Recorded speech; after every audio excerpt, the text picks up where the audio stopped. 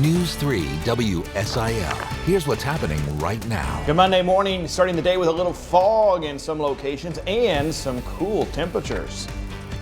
And making news headlines, one Northern Illinois mayor is not happy after getting an influx of migrants without warning. Plus, Ukrainian forces are gaining ground on their counteroffensive to reclaim Russian-held territory. We've got you covered from WSIL News 3 this morning. Well, good morning, everyone. It is Monday, September 12th. I'm Dave Davis. And I'm Evie Allen. We're so happy you decided to join us this morning and to start your week with us. Storm Track 3 Chief Meteorologist Nick Housen is here. Had a really, I thought, was a nice weekend. It really was. Of course, we had some rain around on Saturday, some scattered showers, and even a few rumbles of thunder. Yesterday, we had quite a cold front go through. And by last night, starting to see the effects of that. Of course, overnight, we've seen temperatures really drop. In fact, one of the coolest mornings we have seen dating all the way back now to the early part of May. And of course, that has led to some patchy fog developing as well. Winds are calm. We've got clear skies overhead, and that is a perfect recipe for some thick fog. That is the case across parts of the area. Right now, our map's showing most of that across western Kentucky. However, even in southern Illinois, we know that there is some out there, and at times visibility down to less than a half a mile. So use some caution. It is very thick, especially in some rural areas. Live view out at the Sparta Airport looking back towards the north. These are actual temperatures. A lot of folks are into the lower 50s, but Carbondale at 48, Cape Girardeau at 47. It is a cool morning. Starting the work week with some pretty nice weather, though. Winds this afternoon will be a little breezy at times. We do expect high temperatures to be into the upper 70s, a little cooler than average. Enjoy it because, well, by the end of the week, summer-like weather makes its return very quickly. We'll detail it in our forecast coming up. All right, thanks for that, Nick. One of our top stories this morning, Ukrainian forces are gaining ground and reclaiming Russian-held territory. In Moscow, there's new concern about Russian resources amid waning support for the war. ABC's Justin Finch has an update from Washington. Good morning. The fighting in Ukraine now ongoing for more than 200 days and momentum shifting once again. Now many Kremlin supporters are questioning President Putin and the war as Russian troops scramble to abandon territory they once held following a series of Ukrainian counterstrikes. This morning, signs Ukraine is making headway in its wide-ranging counteroffensive. Ukrainian fighters raising their nation's flag in the area of Izium in the northeastern Kharkiv region. This map showing in blue more than 1,000 square miles of land Ukrainian officials say they've taken back near Kharkiv, Ukraine's second largest city. In its nightly address, Ukraine's President Zelensky saying the path to victory is difficult, but that troops will manage. Already, Ukraine's escalating attacks are forcing Russians to retreat. Back in Moscow, Putin celebrating the capital city's anniversary as the Kremlin is now under pressure to acknowledge it's facing war in Ukraine with strained resources to hold on to areas it's claimed. Russia responded Sunday with attacks on infrastructure, leading to electricity outages and a power station fire that killed one. The massive Zaporizhzhia nuclear power plant now shut down with fighting nearby. At the White House, President Biden not commenting on Ukraine's counteroffensive, saying only that, quote, things are in progress. Justin Finch, ABC News, Washington. Well, the mayor of a Chicago suburb is not happy with the leader of the Windy City. Mayor Craig Johnson says 90 migrants arrived in Elk Grove Village over the weekend with little warning. Now, they came up from Texas in 2 Chicago Transit Authority buses and were dropped off at a La Quinta hotel. Now, Mayor Johnson is criticizing Chicago Mayor Lori Lightfoot for not bringing the migrants into her city. We're not against migrants. We're not against helping them, but we should work together. Our frustration is no advanced knowledge, no involvement in communications discussing how we can handle this.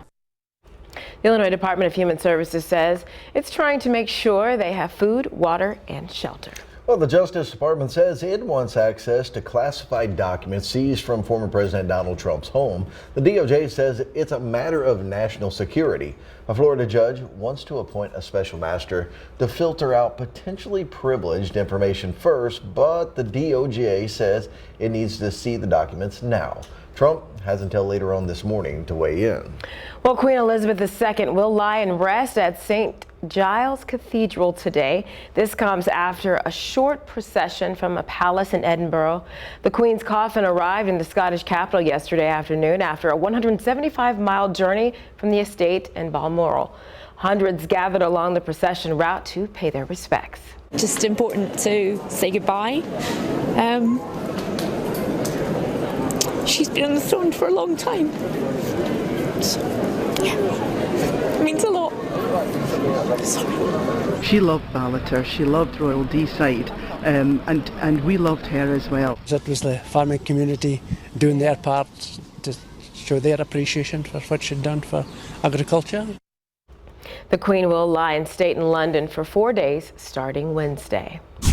Well, in more local news, one man is dead after a rollover car crash in Mayfield, Kentucky. It happened early Saturday morning around 2. Jerry Mcgarvey was traveling south on Route 45 when his vehicle crossed both lanes and fell off the shoulder. Now, the 29-year-old tried to get control but crossed both lanes again, overturning in an embankment, and was eventually ejected from the vehicle. Authorities pronounced him dead on the scene. A Grand Rivers, Kentucky man is in jail and faces drug charges after a traffic stop. McCracken County deputies arrested 60-year-old Robert Hayes yesterday. Now, they found crystal meth and several other drugs on Hayes' person during this traffic stop. He was taken to the McCracken County Regional Jail. Well, one suspect is in custody after a traffic stop led police on a chase. 20-year-old Kyle Farmer of Mayfield, Kentucky gave false identifying information to Graves County deputies at a traffic stop last Thursday night. Once deputies learned his true identity, he fled on foot. After a chase across 2 lanes of traffic, Farmer was captured and taken into custody. He's been arrested and issued multiple charges, including evading police and public intoxication. And in Gallatin County, church members are celebrating over their new building after lightning struck their bell tower. Now, it happened in June, where a fire left the congregation without a home. Junction General Baptist Church broke ground yesterday morning after reaching an agreement with the Carpenters for Christ group based in Montgomery, Alabama. The church says they're excited, especially with the challenges rural communities face funding projects. Now, between 75 and 100 men are expected in Junction next June to rebuild the church in only 10 days.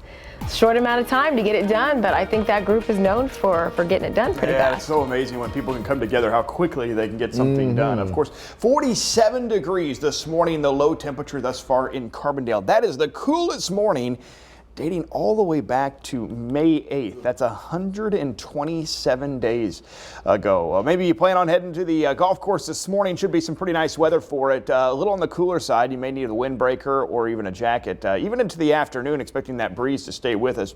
High temperatures today in the mid to upper 70s. Take advantage of it. We are tracking more summer-like warm temperatures by the end of the week. Details in just a bit. Thank you, Nick. Well, we have a recap of how the nation came together to remember the lives lost during September 11th. That's right. We'll show you how locals spent the day next on News 3 this morning. Stay with us.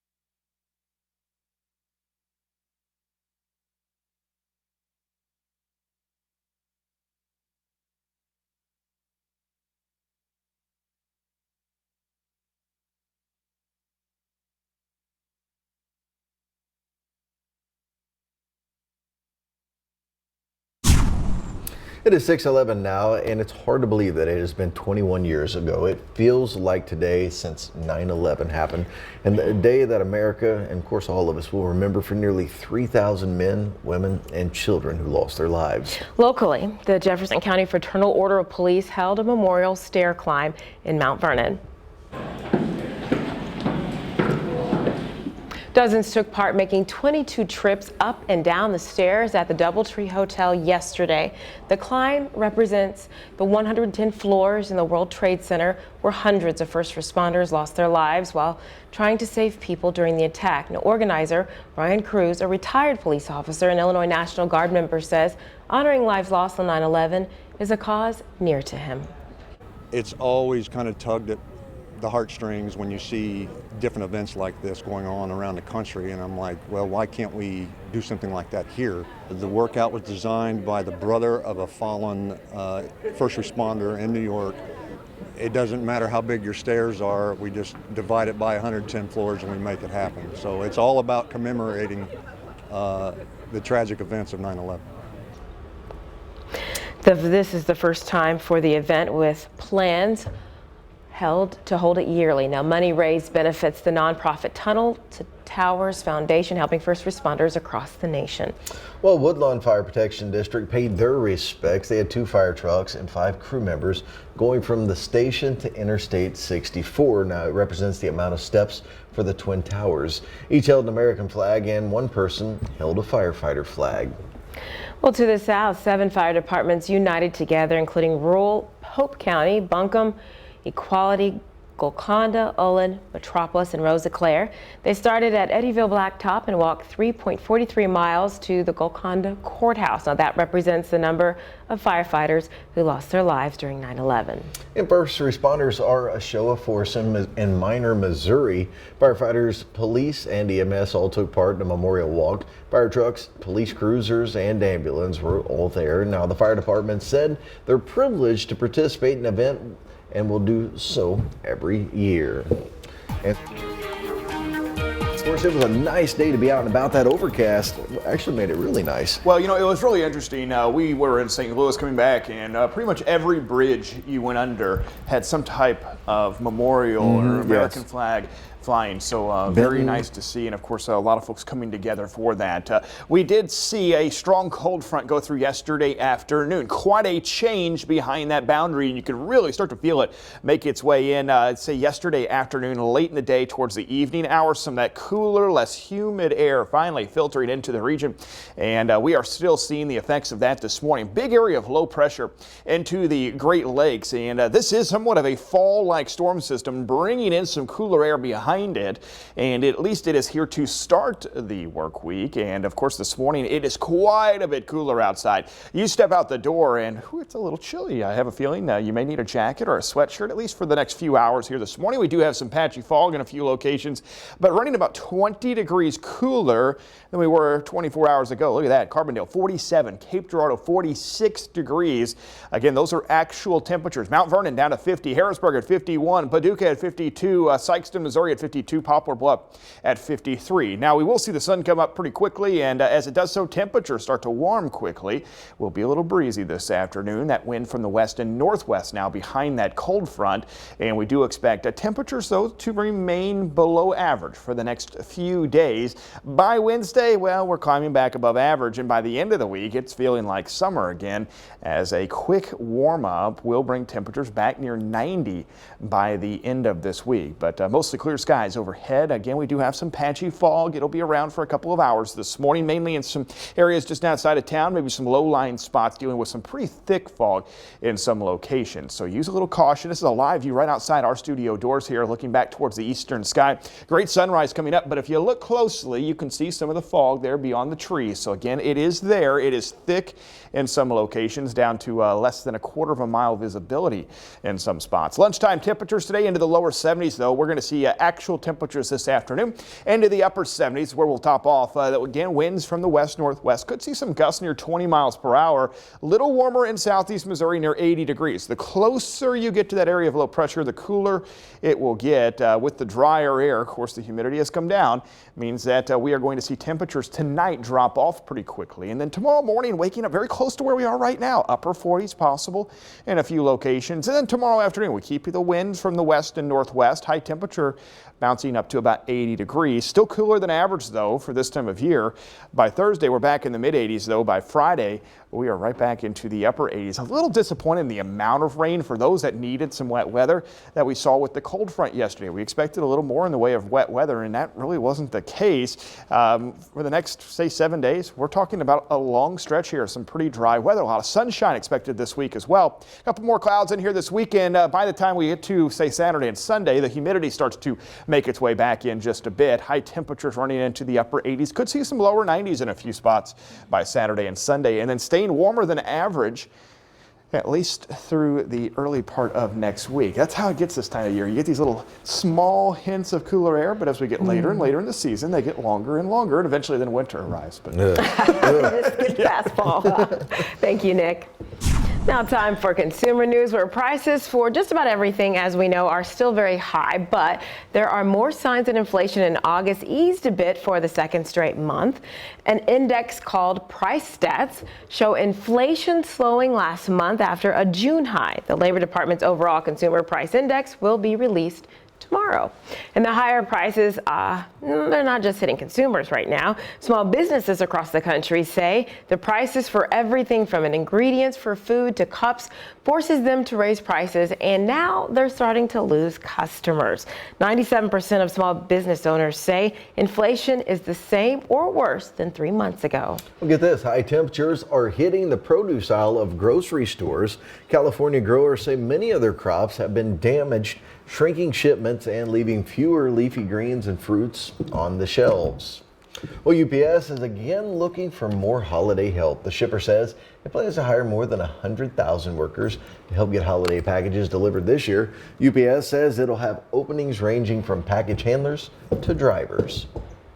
Well, it's the first week of the NFL. That means Monday Night Football returns to ABC. We'll have a preview of tonight's matchup next on News 3 This Morning.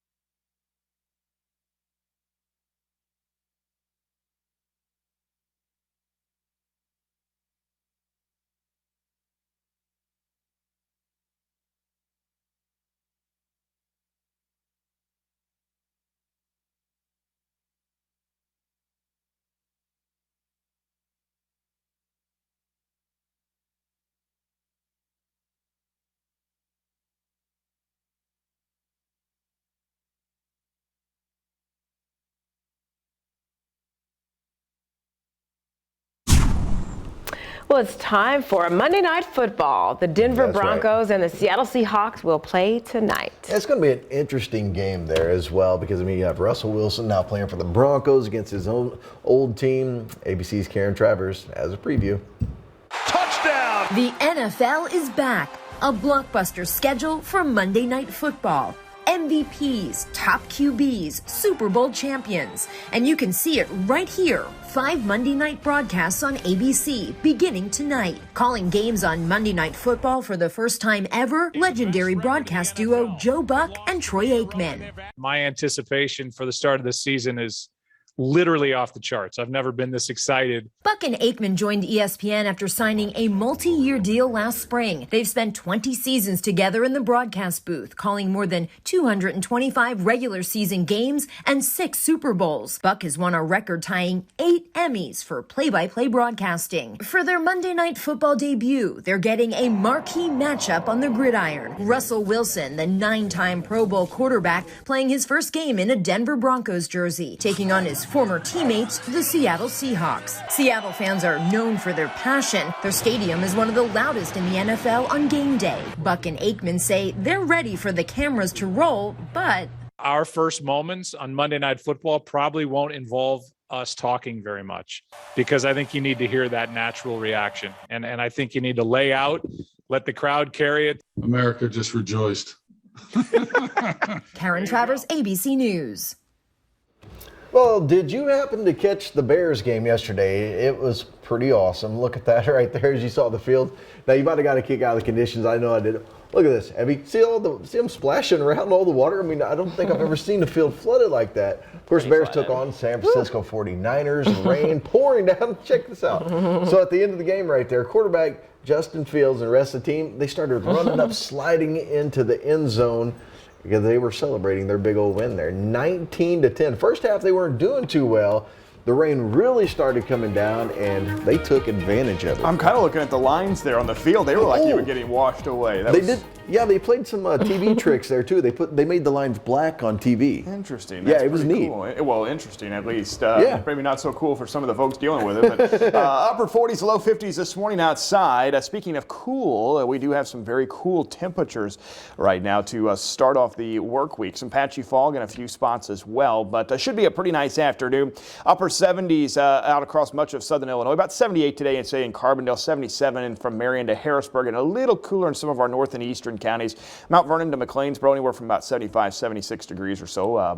Metropolis up to about 80 degrees this afternoon. Quite a few lower 80s across western Kentucky, and we are going to keep some lower 80s, especially into the Missouri Boot Heel today. Perryville to Fredericktown, though, still at about 79 degrees. We have not only seen the temperatures come down, the humidity has taken a nosedive. We're going to keep the humidity at least lower for a few days, starting to bounce back just a bit by the end of the week. Thank you, Nick. Well, King Charles III's former communications director is speaking out about the new king. ABC's Andrew Denbert has the details in today's GMA First Look.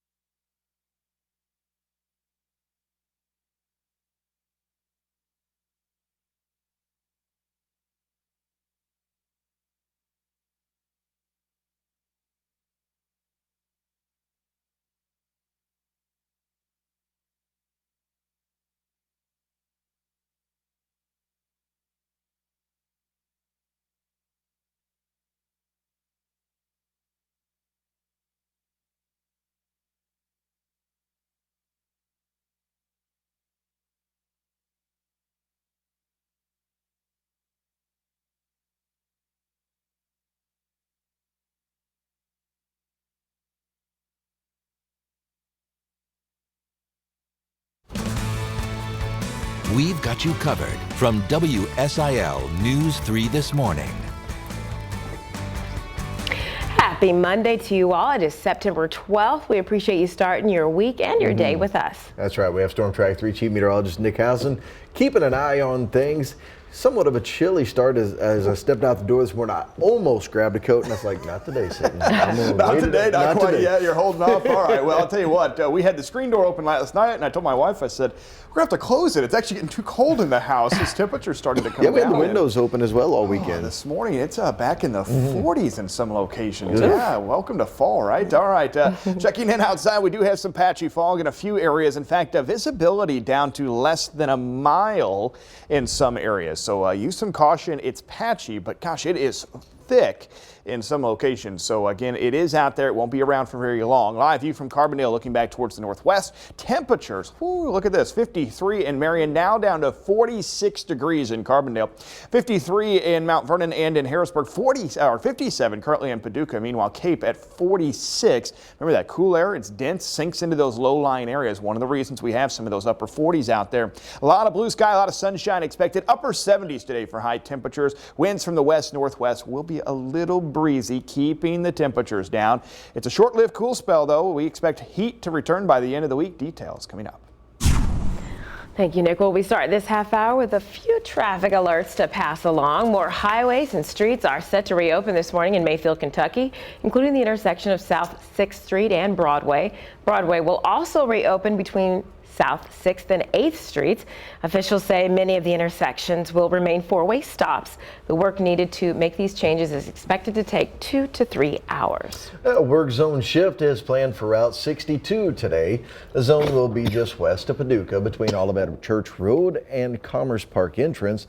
Shift is expected to happen during the mid-morning hours from 9 to noon areas, what they believe is going to be the heaviest part of it. The work zone has a strict 35-mile-per-hour speed limit. You better take it slow because there will be extra police there.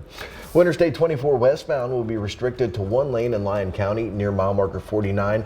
That is tomorrow. It's for Trooper Cameron Ponder's memorial. He was killed in the line of duty on Interstate 24 in 2015. Now this restriction is expected to happen from 9 in the morning until noon, and once again, that is tomorrow.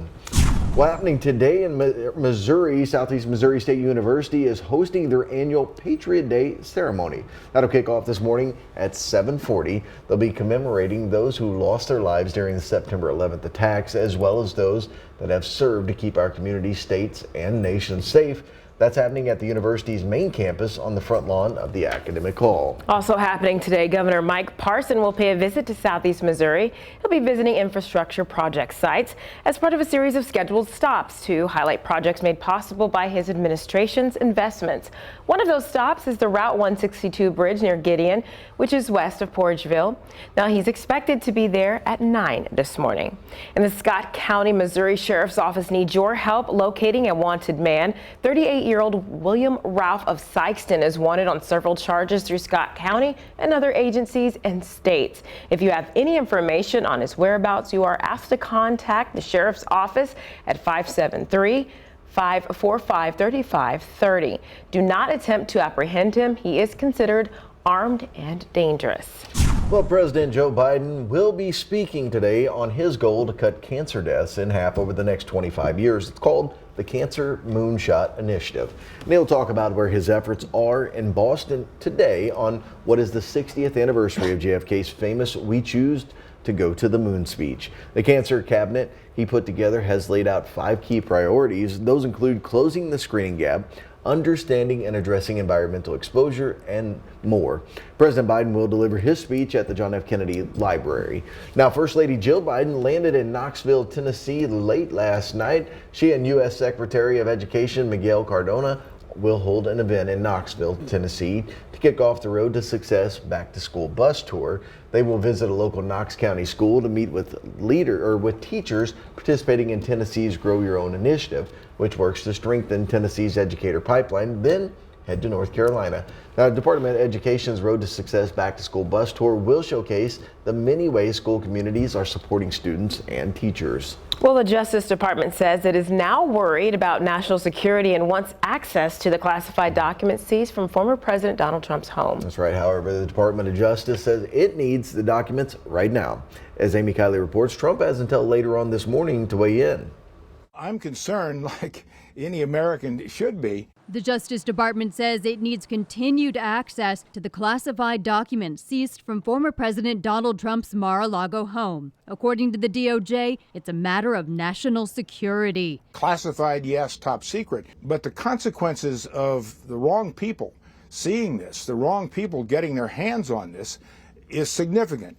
Former Defense Secretary Chuck Hagel says he's worried the documents could identify U.S. intelligence sources. He says this public battle over them could make allies think twice about providing the U.S. with information. We can't do it without partners. We can't do it without allies. A judge has paused the DOJ's review of the documents. She wants to appoint a special master to filter out potentially privileged information first. But the Justice Department says it needs to see the documents now. Trump's response to that request due this morning. I would have been so much more respectful of the department and of this attorney general if they turned around and said, you know what, good idea to have a special master. We have nothing to hide. I'm Amy Kiley reporting. Well, in world news, New Zealand has declared September 26th a public holiday to mark the passing of Queen Elizabeth II, which will also see the country host a state memorial service. Prime Minister Jacinda Ardern made the announcement following a cabinet meeting on Monday morning. Now, the public holiday, however, will be a one-off. Cabinet discussed today the need to provide all New Zealanders with the opportunity to acknowledge the Queen's life of service.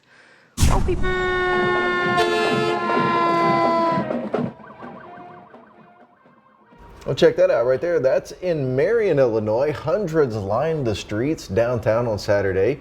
Veterans from all branches, first responders, Shriners mini cars, which they're coming up in a moment, and of course the marching teams. They all made their way from the junior high to Williamson County Fairgrounds. Parade finished with a memorial ceremony to honor first responders. Mary Ellen Grizzly from Johnston City was there and says it's a wonderful way for the community to come together. To me, it's thrilling to be able to be with all these people. The community can see all the veterans marching up and down, riding in the cars, walking. I mean, it's heartwarming to me, heartwarming. I feel very grateful to be able to honor them. Now, this is the 18th year for the parade. It began as a way for family and friends to recognize the men and women who served in the armed forces. There you see there, that's Cole Carter, this year's last Boy Scout as he completes his 15th loop, equaling 65.5 miles. It's an ultra marathon that isn't over until there's only one runner standing. The field was cut short early in the day compared to last year when the bulk of the runners stayed on to compete 8 laps equaling 50 miles. 32 runners were on the trail before 7 Saturday morning and only 11 were left by noon. This is the 4th year for the race, with the winner last year competing 25 loops. That's just a little more than 104 miles. These cooler temperatures are pretty nice for runners right now. Good for that, yeah, but that's a really hilly course. Not good for me, I'll tell you that. But checking in this morning, Weatherby giving today's weather grade an A, and liking some of the sunshine, the cooler temperatures as well. Nice little fall preview here for the next few days. We do have some patchy fog out there. Now this afternoon, lots of blue sky. Will be a little breezy though.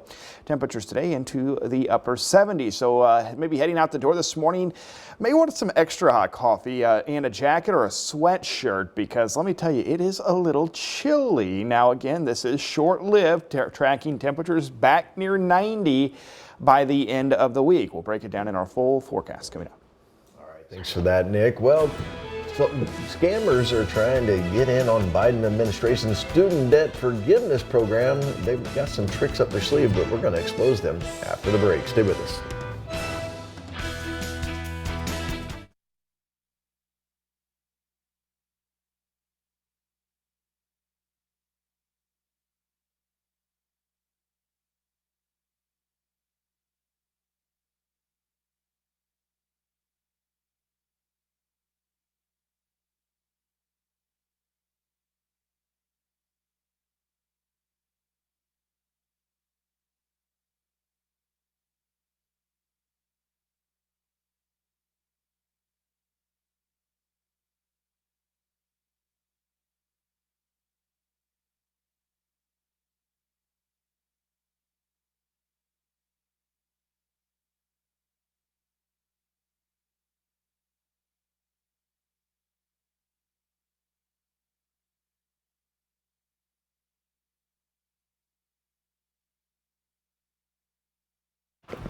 Take and have it finished out, redone, blah, blah, blah, blah. Sell it, sell the house we live in now.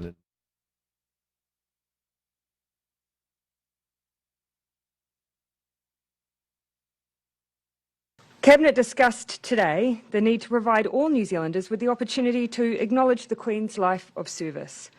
While people may choose to do that in their own way, there will be a national memorial held on Monday, the 26th of September. And as was announced this afternoon, this will be accompanied by a one-off national holiday that same day.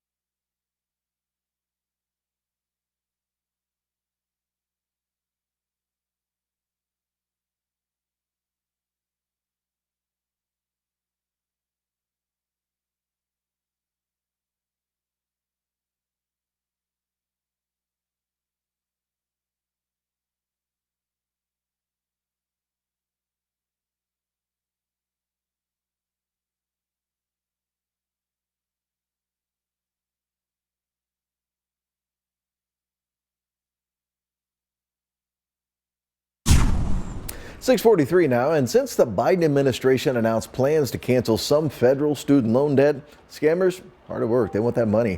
But we spoke to the Better Business Bureau to learn some of the tricks that we need to look out for. With Whitney Quick, the regional director of the Better Business Bureau. And Whitney, anytime anything new comes about, that's a perfect opportunity for scammers. And of course, we're talking about student loan forgiveness. Talk to us about this. Okay, so here's how this scam works. You receive a call from someone claiming to represent a new student loan forgiveness program. To see if you qualify, the scammer insists that you complete an online application form, which asks for personal information such as your bank account details. In other variations, the scammer insists that you need to pay an upfront fee or even redirect your current student loan payments to them. For example, another person targeted by this scam said that they got a final notice letter that has the debt amount listed, thinking it was from the federal student loan department. They said that they called them, they changed their password, got their bank account information, and direct payments to the scammer. So currently, most student loan forgiveness scams reported to BBB Scam Tracker are government imposters. But watch out for new variations as scammers have time to get creative. Wow. And you've got some tips on how to avoid these student loans for our scams. Absolutely. So when in doubt, contact the government agency directly. So if you receive a message that seems legitimate, but you aren't sure, stop communicating with the person who contacted you. Verify their claims by contacting the government agency that they say they represent. So for details on the Student Loan Forgiveness Program, visit ed.gov or studentaid.gov. You also want to never pay fees for a free government program. So government agencies will never ask you to pay a fee to benefit from a government or from a free government program. So don't let scammers persuade you otherwise. And what will they call you? Will they text you? Will they do any of that? Usually government agencies won't reach out to you unless you request to be contacted. So out of the blue, communications should be a red flag for you. Okay, let me ask you this. What if they sound extremely scary, intimidating, and they're saying all the right things to try to persuade you to do this? That's definitely their MO. So if someone claims that you'll be missing out if you don't act immediately, be wary. So this is an all too common tactic that scammers use on their victims. So instead of responding, stop communications until you verify to see if what they've said is true. All right, Whitney, and you have all this stuff on the internet as well. Absolutely. You can check it all out at bbb.org. All right. Thanks so much for joining us. Thank you. Gotta be careful. That's right, always gotta be careful. But I'll tell you what, we had quite a change over the last 24 hours in our weather. You may notice that yesterday afternoon, yesterday evening, the humidity starting to drop, the cooler air starting to move in. It's a result of a big storm system that is getting its act together out across the Great Lakes. Now, we have already seen the cold front move through. We're on the back side, and on most of the clouds, most of the rain staying well to our north with this system. But we are enjoying the benefits of seeing some of the cooler, less humid air moving in. Check this out. Compared to this time yesterday morning, we're anywhere from nearly 20 to 25 degrees cooler than we were just 24 hours ago. That does bring temperatures back into the 40s right now across much of the region. 48 in Mount Vernon, 47 in Carbondale, 50 at this hour in Harrisburg. Still 53 in Paducah, 47 though as well into Cape. Poplar Bluff at 53, Sykeston, Missouri at 50. Carbondale Airport bottoming out at 46 degrees. Coolest morning dating all the way back to May 2nd. So feeling a little like fall this afternoon, expecting the breeze to be a little stronger today from the west and northwest. Could see some gusts up to about, say, 20 miles per hour or so. But lots of sunshine and temperatures running a little cooler than average. Still not too bad. We're talking highs in the upper 70s. Enjoy the cool weather today, tomorrow, because, well, by the end of the week, we are right back into the summer-like pattern. We expect temperatures, in fact, by Friday and Saturday to be back near 90 degrees. But check out that sunrise. There it is, a live view from Mount Vernon looking back into the eastern sky. We've got just a couple fair weather clouds moving in overhead. Otherwise, all is quiet, very little in the way of cloud cover. We expect a lot of blue sky through this afternoon. Lunchtime temperatures into the lower 70s today, and that wind will be with us through a good part of the afternoon. Notice most of the clouds stay to our north and to our east. Lots of blue sky locally. Upper 70s to lower 80s into southeast Missouri. Upper 70s across much of southern Illinois. And then, of course, the drier air. The humidity has really come down. And that means that once the sun goes down this evening, temperatures will cool back very quickly after sunset, quickly dropping back in the lower 60s. Then tomorrow morning, upper 40s are again a possibility in some rural areas. Tomorrow afternoon, right back up to about 80 degrees or so. The winds will be a little lighter on Tuesday, but still remaining from the west and northwest. So staying below average, about 5 degrees below average today, staying below average through Tuesday, and then starting to warm up. By Wednesday, we're back in the lower 80s. By Thursday, we're in the mid 80s. And by Friday, well, it's feeling like summer again. Of course, I was a little disappointed in the amount of rain we saw yesterday, especially some areas that could use the wet weather. But looking ahead, this is going to be a nice stretch here. Next 7 days, next 10 days without much rain in the forecast. Average high temperature in the lower 80s this time of year. Notice the morning temperatures as well on the cooler side, at least through the middle of the week. By Friday, we're back near 90, and then looking ahead to the weekend. Saturday and Sunday, the humidity starts to move back in. Temperatures are back in the upper 80s. Could see some lower 90s in a few locations, but no rain. 10-day forecast keeping us dry. Highs in the lower 80s through the early part of next week. All right, let's get to viewer photos of the day. And, hey, it feels like fall out there. This was that, bright moon the last few nights. And Brenda sent us a nice picture, maybe some of the maple trees. I've noticed them starting to turn just a bit. Some of that a result of the drought and the dry weather through much of the summer, and some of it, of course, a result that we are getting closer to fall. Check out this view, the sunrises. We've had a lot of fall-like mornings the last couple of days, a lot of fog out there as well. We appreciate all those viewer photos, WSILTV.com or Storm Factory. All right, thank you, Nick. We'll have more local stories for you after the break. That's right. Stay with us. You're watching News 3 this morning.